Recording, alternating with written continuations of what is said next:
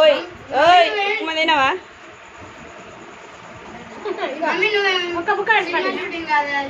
చూడు ఇగో నేను ఎట్లా తీస్తాను. ఉప్మా తిను, ఉప్మా ఉప్మా. పెళ్ళిలో పిల్లలతో ఇంత కష్టం ఉంటుంది. నిన్నే ఇవాళ తీసేది. నేను నీ వీడియోగ్రాఫర్ని. అద్దు